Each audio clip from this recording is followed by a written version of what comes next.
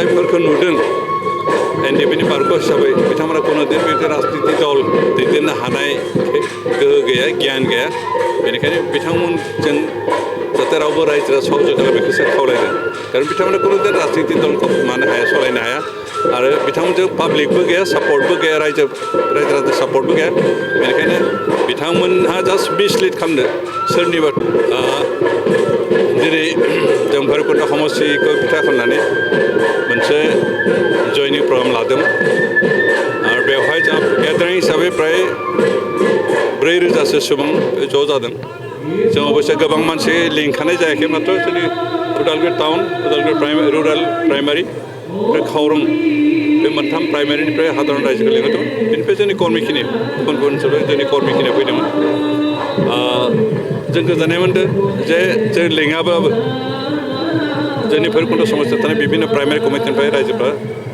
गाव गोसो जानो ओंखारबोदों जोंहा दिनै बेखे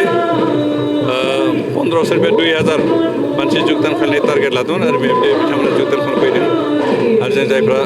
गावनि पार्टिखौ गारनानै इउपिपिएलनि नीति आरो आदर्श मोजां मोननानै इउपिपिएल थांनाय 3 बोसोराव बे ओनसोलनि रायजो राजखान्थि जौगानो थाखाय जिखिनि खामानि बेखौ गोजोननाय मोननानै बिथांमोना इउपिपिएलनि प्रति मोजां मोननानै फैदों जुगदान खालामनो फैदों बेनिखायनो जों बिथांमोनखौ बरायदों आरो जों आसा खालामदों फैगौ समफ्राव आरो फैबावगोन गुबुन गुबुन दलनिफ्राय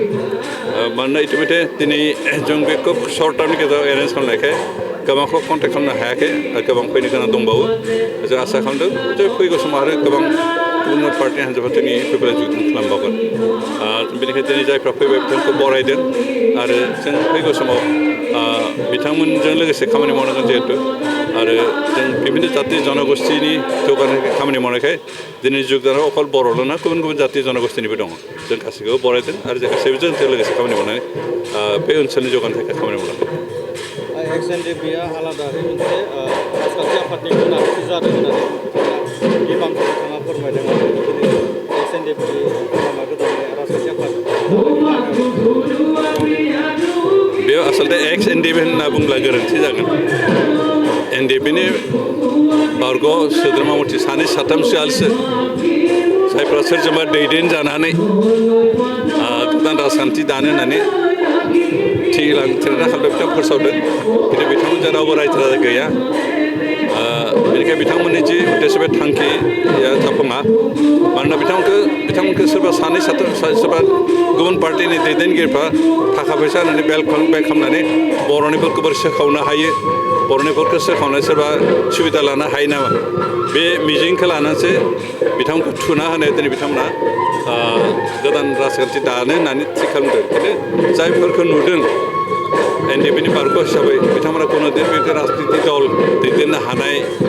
गोहो गैया गियान गैया बेनिखायनो बिथांमोनजों जाहाथे रावबो रायजोआ सहयोग खालामो बेखौसो खावलायदों कारण बिथांमोना कोनो दिन राजनिति दलखौ मानो हाया सालायनो हाया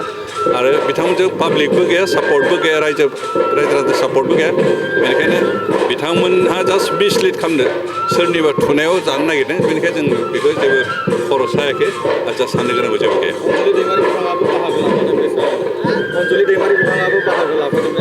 अनजलि दैमारियाथ' नों बिपिएफनि मानसिखा बिपिएफनि पार्टिनि जेनेरेल सेक्रेटारि दिनै बिथाङा गावनि पार्टिखौनो थगायदों गावनि पार्टिखौनो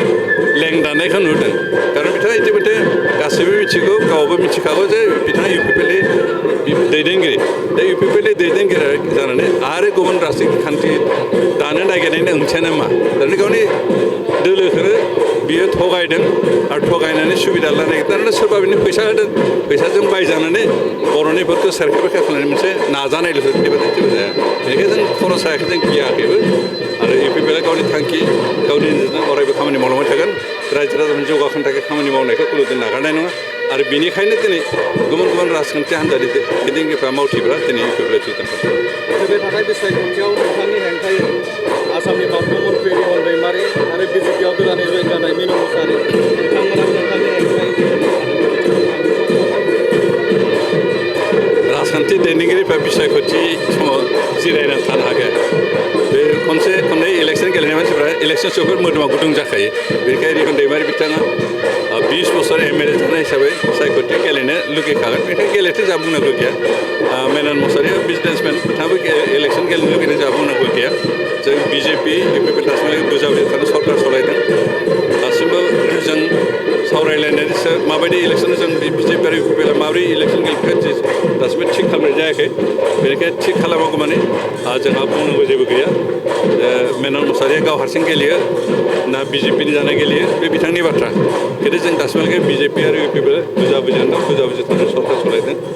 आरो जोंहा इलेक्सनखौ माबोरै गेलेगोन बेनि जेबो डिसिसन जाथ'वाखै गोजौआव डिसिसन जायोब्ला गोजौआव बेबायदि थिनो बेबायदि